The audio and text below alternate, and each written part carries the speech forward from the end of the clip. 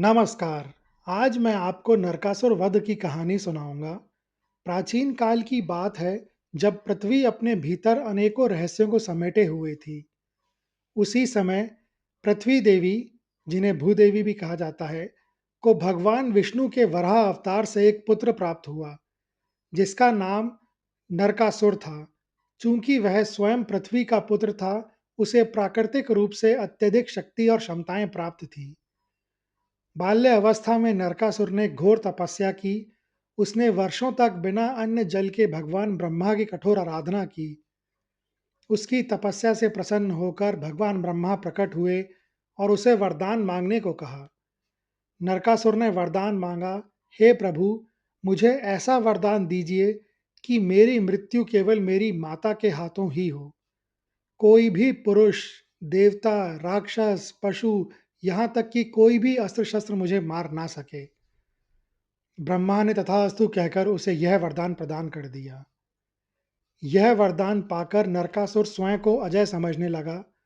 वह भूल गया कि वह अपनी माता पृथ्वी देवी का पुत्र है और माता पिता के दिए हुए संस्कारों से ही व्यक्ति महान बनता है, ना कि केवल वरदानों से।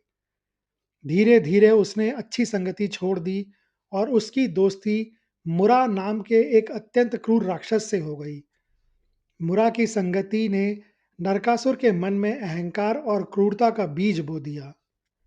अब नरकासुर, जो कभी एक शक्तिशाली योद्धा था, एक अत्याचारी राक्षस बन गया।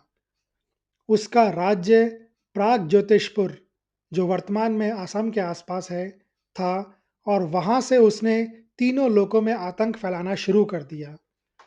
उसने स्वर्ग पर आक्रमण कर दिया। देवराज इंद्र को भी युद्ध में पराजित कर उनके मुकुट और उनके ऐरावत हाथी को छीन लिया। स्वर्ग के अन्य देवताओं को भी उसने अपमानित किया और उन्हें उनके स्थान से हटा दिया। उसने देवताओं की माता अदिति देवी के पवित्र कुंडल छीन लिए। यह देवी देवताओं का घोर अपमान था, जिसने देवलोक में शोक का माहौल पैदा कर दिया। नरकासुर की क्रूरता की पराकाष्ठा तब हुई, जब उसने अपनी शक्ति के मद में आकर 16,000 राजकुमारियों और कन्याओं का अपहरण कर लिया। उसने उन सभी को अपनी नगरी प्राग ज्योतिषपुर के विशाल बंदीगृह में कैद कर लिया। नरकासुर के अत्याचारों से पृथ्वी त्राही त्राही कर उठी। ऋषि मुनि, देवता और साधारण मनुष्य सब उसके भय से कांप रहे थे। ऐसा कोई नहीं था जो उसे रोक सके, क्योंकि भगवान ब्रह्मा के वरदान के कारण उसे कोई पुरुष या अन्य प्राणी मार नहीं सकता था। हर तरफ अंधकार छा गया और सभी की आशाएं धूमिल होती जा रही थी। नरकासुर के अत्याचारों से जब तीनों लोकों में त्राही त्राही मच गई थी, तो स्वर्ग के राजा इंद्रदेव को सबसे अधिक कष्ट हुआ।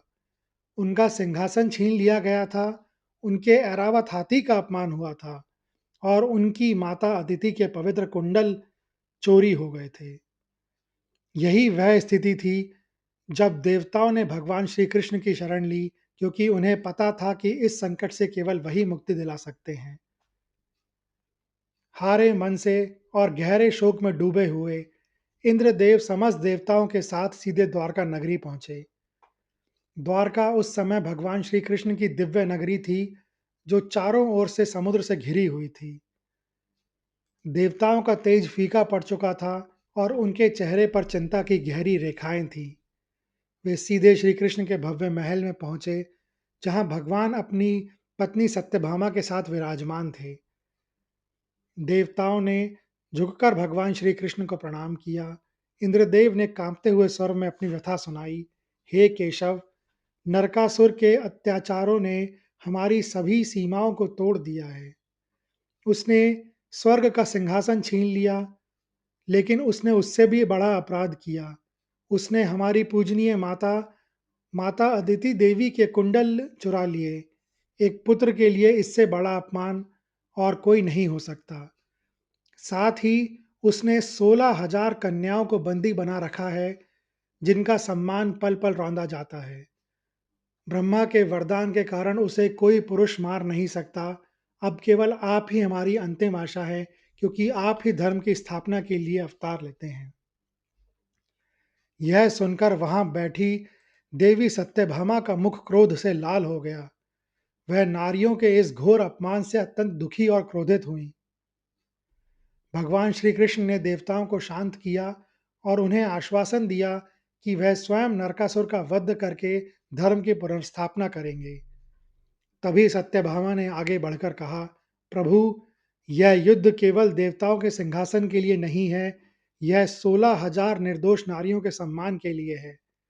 मैं एक नारी होने के नाते उनका अपमान सहन नहीं कर सकती। मुझे इस युद्ध में आपके साथ चलना है। श्री कृष्ण मंद मंद मुस्कुराए। वह जानते थे कि नरकासुर को वरदान था कि उसे केवल उसकी माता ही मार सकती है, और उनकी पत्नी सत्यभामा कोई और नहीं बल्कि पृथ्वी देवी यानी भूदेवी का ही अंश थी। वरदान को पूर्ण करने का समय आ गया था। श्री कृष्ण ने सत्यभामा की ओर देखकर सहमति दी। देवी, आप मेरी शक्ति हैं। मैं जानता हूं कि यह धर्म युद्ध आपको ही लड़ना है।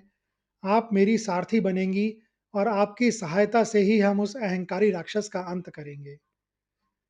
इसके बाद देवताओं को शांत करके और उन्हें विजय का आश्वासन देकर श्री कृष्ण और सत्यभामा ने युद्ध की तैयारियां शुरू कर दी। भगवान श्री कृष्ण ने अपने परम भक्त और पक्षियों के राजा गरुड़ को अपना वाहन बनाया। सत्यभामा ने गरुड़ पर सारथी का स्थान लिया और श्री कृष्ण को अपने दिव्य अस्त्र शस्त्रों के साथ युद्ध को संकल्प लिया। सत्यभामा के भीतर अब सिर्फ एक पतिव्रता रानी का रूप नहीं था, बल्कि एक माता और एक योद्धा का तेज था, जो अपनी संतानों के अपमान का बदला लेने के लिए तैयार थी। गरुड़ श्री कृष्ण और सत्यभामा को लेकर तीव्र गति से नरकासुर की अभेद्य नगरी प्राग ज्योतिषपुर की ओर उड़ चले। युद्ध का बिगुल बज चुका था। गरुड़ पर सवार भगवान श्री कृष्ण और देवी सत्यभामा अंततः नरकासुर की अभेद्य नगरी के द्वार पर पहुंचे। नरकासुर का सेनापति राक्षस मुर, जिसकी 5 सिर वाली सेना थी, सबसे पहले सामने आया। युद्ध शुरू हुआ। श्री कृष्ण ने अपने अस्त्रों से मुर और उसकी सेना का संहार करना शुरू कर दिया। मुर का वध करने के कारण ही श्री कृष्ण को मुरारी नाम से जाना जाने लगा। जब मुरा और उसकी सेना नष्ट हो गई, तब स्वयं नरकासुर युद्ध के मैदान में आया। नरकासुर की शक्ति का अहंकार उसके चेहरे पर झलक रहा था।